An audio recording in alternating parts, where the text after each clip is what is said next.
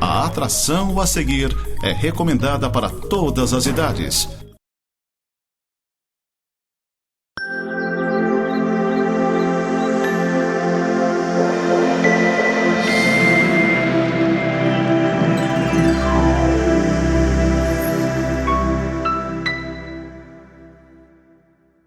Olá, seja bem-vindo ao programa Semeando para a Vida Eterna. Este é um programa da Igreja Presbiteriana de Lages. Nós estamos atuando em Lages há mais de 100 anos. Nossas dependências físicas ficam ali na Rua Fausto de Souza, número 353, no centro, frente do Quero Café, ao lado do Cieja. É um prédio histórico. Começou a ser construído em 1936. Sendo a parte do colégio evangélica mais antiga. E como que é caracterizada a igreja presbiteriana? A igreja presbiteriana é uma igreja onde que nós estudamos muito a palavra de Deus. Ela é da igreja reformada, ela é da igreja evangélica. A igreja presbiteriana começou lá na Suíça, nos anos 1500, com João Calvino. Foi para a Escócia nos anos 1500 com John Knox. Foi para a Inglaterra, nos anos 1600, foi para os Estados Unidos e chegou aqui no Brasil em 1859 com o primeiro missionário, o missionário americano Ashbel Green Simonton, no dia 19 de agosto de 1859. Então nós estamos aqui no Brasil há quase 160 anos e é uma alegria poder compartilhar a palavra de Deus com você. Estudamos a palavra de Deus, cremos que por nós mesmos nós estamos longe de Deus e que nós estamos tão longe que nós nunca poderíamos chegar até Deus. Se você gosta de filme, se você gosta de filmes dos anos 90, anos 2000, ontem eu assisti o finalzinho do filme O Náufrago, não sei se você se lembra desse filme. E uma hora lá, o companheiro de viagem do Tom Hanks cai do bote, ele tenta buscar esse companheiro, mas ele desiste porque saberia que iria morrer se fosse chegar até lá. A Bíblia fala que nós somos assim, nós somos tão distantes de Deus que nós nunca vamos conseguir chegar até Deus. Então, é Deus que precisa vir até nós, por isso nós cremos que Jesus Cristo veio ao nosso encontro. Ele veio para nos reconciliar com Deus, veio para nos refazer a nossa amizade com Deus, veio pagar a nossa culpa, porque nós éramos culpados diante do Deus Santo, justo e verdadeiro. E nós cremos que tudo isso é por meio da bondade de Deus e da graça de Deus. Então, é isso que é a igreja presbiteriana. Se você quiser saber mais sobre quem nós somos, quem Deus é, quem é Jesus Cristo e como nós precisamos dele, venha conosco, venha participar conosco. As nossas atividades principais são aos domingos. Domingo, 9 horas da manhã, o culto, 10 horas da manhã, a escola dominical e às 19 horas, outro culto ao Senhor. Você é convidado para estar conosco.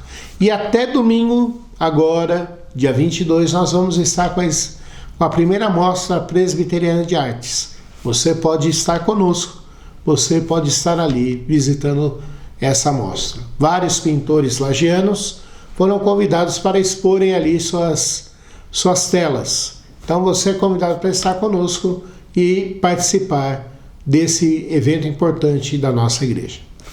Quero convidar você para orar, para juntos buscarmos a Deus antes de meditarmos na palavra dele. Senhor nosso Deus e Pai, nós queremos, Senhor Deus, te implorar e te suplicar que o Senhor fale conosco, que o Senhor trabalhe no nosso coração, que o Senhor mude a nossa vida, Pai Santo. Por isso nós precisamos que o Senhor nos ilumine com o teu Santo Espírito para juntos ouvirmos a tua voz, Pai. Usa esse teu servo, que ele seja um porta-voz do Senhor. É a nossa oração em nome de Jesus Cristo. Amém. Você pode estar se perguntando assim muitas vezes o que é ser um religioso. E muitas vezes a gente se pergunta e fala assim, ser um religioso é alguém que busca Deus. A Bíblia fala que isso realmente é uma parte da religiosidade humana. Outra coisa, você pode falar assim: não, ser um religioso é alguém que se sacrifica por causa de Deus, por causa do próximo, é alguém que abre mão dos seus direitos. E realmente a Bíblia fala em alguns momentos que isso é ser religioso. Ser religioso para alguns é você ajudar o próximo. E realmente em alguns momentos a Bíblia fala sobre isso. Hoje nós vamos ver a primeira etapa de 2 testes que Tiago fala sobre o que é ser uma pessoa que busca Deus, uma pessoa que entende que precisa de Deus, uma pessoa que entende que precisa de uma vida com Deus. E eu quero convidar você para ler juntamente comigo Tiago capítulo 1, versículo 26. Se alguém supõe ser religioso, deixando de refrear a língua, antes enganando o próprio coração, a sua religião é vã. Jesus Cristo amava contar histórias, amava falar na linguagem do povo. Às vezes as histórias eram tão simples que algumas pessoas não conseguiam entendê-la. E as pessoas falavam assim: mas por que Jesus contou essa história? Certa feita, Jesus Cristo falou para os seus discípulos, dizendo assim: olha, se vocês querem conhecer uma árvore, não tentem ver pelo caule, não tentem ver pelo tronco, não tentem ver pelos galhos, não tentem ver por isso. Vejam se a árvore é boa ou má pelos seus frutos. E ele fala assim: pelos frutos conhecereis a árvore. Os discípulos ouviram isso e começaram a pensar e falar: nós entendemos. Se a fruta é boa, se dá para comer, a árvore é boa também. Mas se é daquela fruta que vai nos envenenar, então nós não devemos usar dessa árvore, não devemos comer desse fruto, porque essa árvore aí é má. Nós muitas vezes queremos olhar e perceber e pensar muito sobre como é uma pessoa, como é o coração dela, como é a vida dela, como que ela se busca Deus, como ela se coloca diante de Deus. E às vezes nós olhamos muito para o processo. Esses dias eu estava vendo um vídeo e uma pessoa falando assim: nós olhamos muito para o resultado e não olhamos para o processo. E ela falava assim: Deus sempre diz que estará conosco durante o processo. E é verdade. Mas para algumas coisas nós precisamos olhar para o resultado. O resultado é muito importante. Eu trabalho numa escola que ensina de ensino profissionalizante e nós precisamos ver tanto o processo quanto o resultado. Às vezes a nota do aluno, o desempenho do aluno é medido tanto pelo processo quanto pelo resultado. No processo a gente olha se ele usou os materiais de segurança necessários, se ele tomou as medidas de segurança necessárias, se ele usou os procedimentos adequados, mas a gente olha também o resultado daquilo que ele fez. E às vezes a nota do aluno desce um pouco, não é tão boa, porque o resultado não foi o suficiente.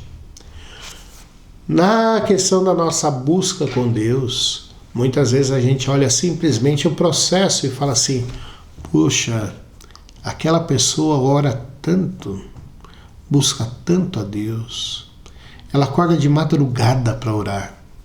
Como eu queria orar de madrugada? Às vezes a gente olha e fala assim: não, aquela pessoa lê 50 capítulos da Bíblia por dia. Como que eu queria ser como aquela mulher, como aquele homem? Ele quase que lê a Bíblia toda num mês. Como eu queria ser igual a ele?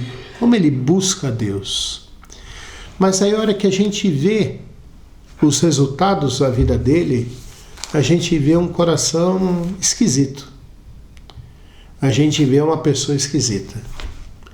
A gente vê uma pessoa que reclama muito, murmura, uma pessoa que nunca está satisfeita com aquilo que tem, uma pessoa que está sempre dizendo, reclamando da vida, dizendo que nunca está bom, dizendo que aquilo que ela tem poderia ser mais. Ou às vezes a gente olha e vê uma pessoa que ora, que lê a Bíblia, que faz tudo, que ajuda o próximo, mas que quando a gente vai conversar com ela, ela fala mal de todo mundo, não sobra nada de ninguém. Ela só vê maldade, ela só vê tristeza. É uma inveja. Pastor, o que é uma inveja, pastor? A pessoa olha o outro e fala assim, como eu queria ter aquilo que o outro tem. Às vezes a inveja é no desmerecimento do outro. Como assim, pastor? No desmerecimento. Ele fala que o que a outra pessoa tem não é tão bom assim, todo mundo vê que é bom, e que o que ela tem é muito melhor. Outra pessoa, a gente vê que lê a Bíblia, ora, tudo, mas quando vai falar do outro, xinga o outro, maltrata o outro, usa palavras duras contra o outro. E lembre-se daquilo que eu falei aqui no início. Jesus Cristo contou uma parábola para dizer isso. Os frutos são importantes. E aí a gente vê o resultado, vê o produto final. A gente vê que o problema ali é que o produto, o resultado final daquilo tudo não está sendo bom, não está sendo legal. A pessoa diz que busca Deus, mas o coração ainda está duro. O coração ainda vive para satisfazer o seu próprio eu. E onde vai expressar isso? Através da sua fala. Falando muito, desprezando o outro, resmungando, murmurando, criticando. Nunca tem uma palavra boa, nunca tem uma palavra de alegria. É somente tristeza, angústia e tribulação. E é sobre isso que Tiago fala aqui. Nós precisamos entender que a boca fala do que está cheio o nosso coração. Jesus Cristo fala isso.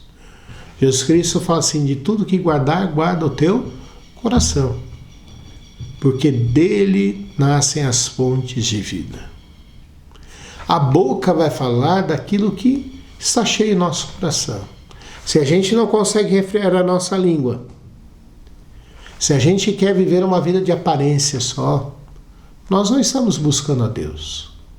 Nós estamos tentando enganar os outros. Na realidade, o que Deus coloca aqui para a gente, através de Tiago, é que nós não conseguimos enganar os outros. Nós enganamos a nós mesmos. Pastor, como assim enganar a nós mesmos? Eu já trabalhei um pouquinho dessa ideia semana passada. Muitas vezes a gente pensa que no nosso processo, nas nossas ações do dia a dia, a gente está tendo um resultado, mas os resultados não aparecem. A gente fala assim, não, mas eu estou buscando com sinceridade, com todo amor, com todo carinho, eu amo a Deus, mas dentro de nós ainda está um coração endurecido. E como que a gente vai perceber que esse coração está endurecido? Pela nossa fala. E daí a gente quer enganar os outros, mas a nós mesmos nós nunca enganamos. Vou tentar enganar o outro. O outro também você não consegue se enganar. Porque o outro, meu amigo, minha amiga, meu irmão que está vendo essa mensagem, o outro olha e percebe que tem coisas ali que não se encaixam. Percebem que ali tem coisas que não combinam. Percebem que ali tem coisas, tem fatos, que uma coisa não coordena com a outra. E daí o que acontece? Daí acontece isso aqui. As pessoas percebem que você está se auto-enganando. E como que eu faço esse auto-engano? Eu vou dar um exemplo aqui de um rei da Bíblia, que era o rei segundo o coração de Deus, que ele, quando pecou, tentou fazer de tudo para esconder o seu pecado, mas todos sabiam que ele tinha um pecado. Esse rei é Davi. Davi deveria ter ido com o seu exército para a guerra, ele deveria liderar esse exército, mas os seus generais falaram para ele: olha, fique aí porque não é tão importante assim, a gente dá conta. Ele ficou no palácio, ficou ali sem saber muito bem o que fazer, e ficou ali olhando na sua varanda, até a hora que ele encontrou uma mulher muito bonita tomando seu banho. Na sua varanda ele avistou ali as outras casas e percebeu que numa das janelas estava uma mulher muito bonita, jovem, tomando banho. Ele ficou alucinado com aquela moça. Mandou chamá-la, teve relações com ela. E depois de ter relações com ela, ele começou a perceber que todo mundo sabia o que tinha acontecido. Mas ele quis se enganar, ele quis se esconder do seu pecado, ele quis dar um jeito. Ele mandou trazer o marido dela, Urias, para se deitar junto com Batseba. Ele chamou, o entrevistou no palácio, tudo, e falou assim: agora vai na tua casa e se alegra com a tua esposa. Urias, um homem, um guerreiro verdadeiro, um guerreiro que sabia das suas responsabilidades, um guerreiro com sua ética, dormiu mesmo bêbado, porque Davi o embebedou, dormiu na porta da sua casa e não teve relações com sua esposa. Davi falou: não tem outro jeito, eu vou ter que matar esse homem. Mandou Urias de volta para a frente de batalha com uma ordem dada pelo rei. Davi pediu para que ele fosse colocado no lugar onde que a guerra fosse pior, para que ele morresse. E foi isso que aconteceu. Urias morreu. Davi falou assim: estou livre. Estou livre. Não tendo que me enganar. Estou livre. Se casou com Batseba. Mas Deus falou através do profeta Natan. Natan chegou para Davi com uma sabedoria tremenda, contando uma historinha. E a hora que Davi fica irado com a historinha, Natan se vira e fala assim: foi você que roubou essa única ovelha que esse homem tinha, e você que matou essa única ovelha. Davi percebe que era impossível enganar os outros e se enganar também. Nós somos assim também. Nós muitas vezes queremos ficar nos enganando, dizendo: eu sou de Deus. Mas a hora que a gente abre a nossa boca não tem uma palavra de bênção, só tem palavra amarga. Nós somos assim também. Pensamos que tudo aquilo que nós falamos é bom, mas muitas vezes a nossa fala é uma fala de tristeza, uma fala de problema, uma fala de angústia, uma fala que revela um coração que não foi tratado. E daí Tiago fala que tudo isso aí demonstra que a nossa religião é vã. O que fazer diante disso tudo? Bom, eu quero colocar aqui diante de você 3 coisas para fazer diante de tudo isso. Muitas vezes a gente busca Deus para servir de fachada dos nossos problemas. Eu queria dizer uma coisa para você, meu amigo.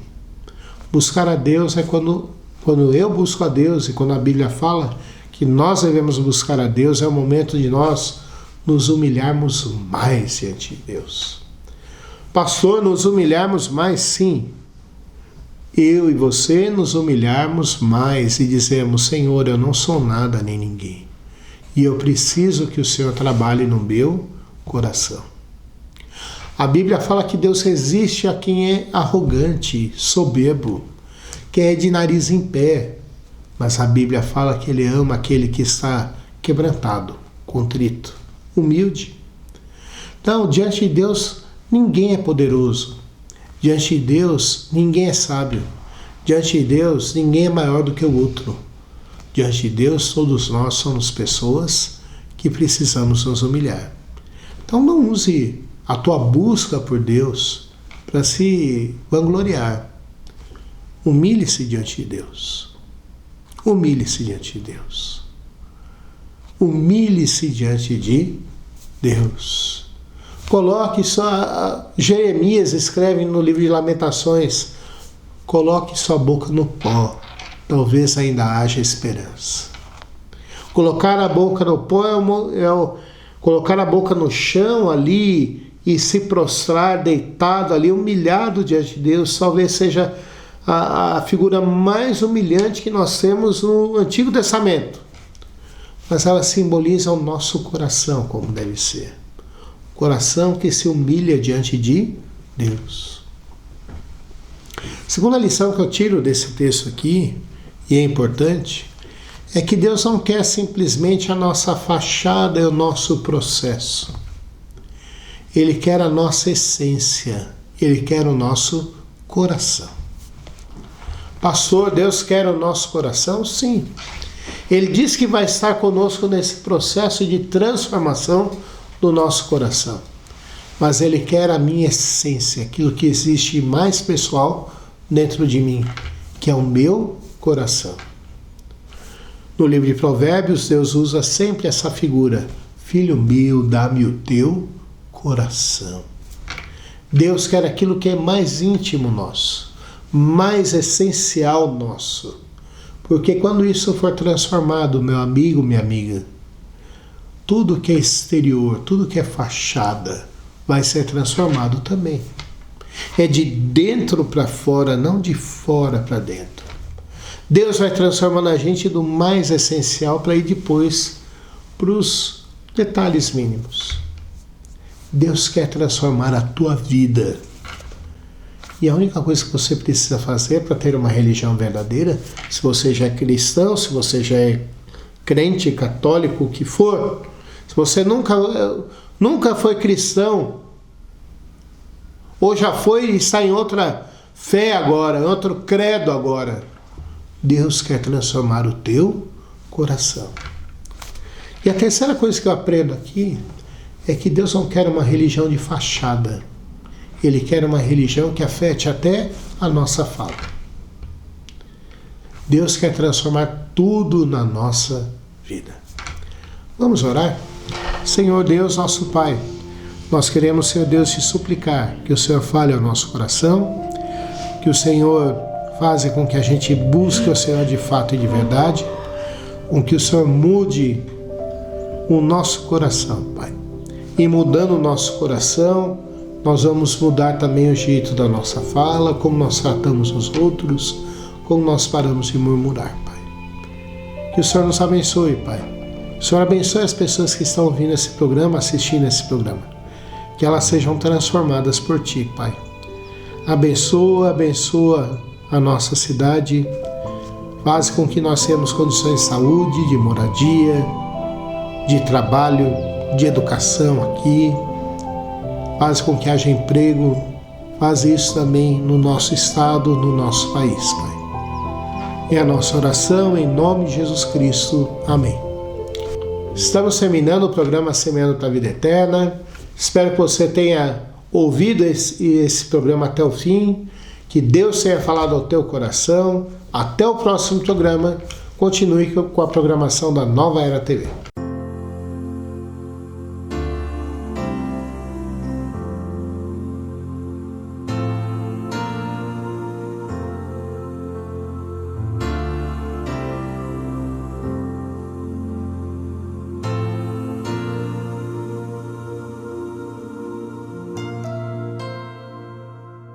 Não tenha sobre ti um só cuidado, qualquer que seja,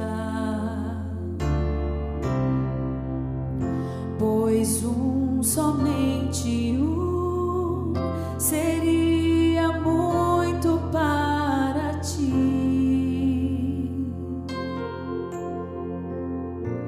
É meu, somente meu, todo trabalho e o teu trabalho é descansar em mim.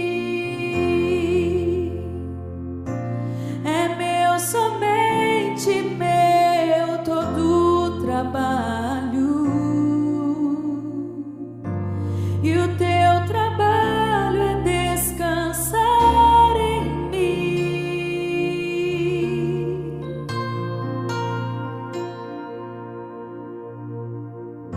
Não temas quando enfim tiveres que tomar decisão. Entrega tudo a mim, confia de todo o coração. É meu, somente meu, todo o trabalho, e o teu trabalho é descansar em mim. É meu, somente meu, todo o trabalho, e o teu trabalho é descansar em mim. É meu, somente meu.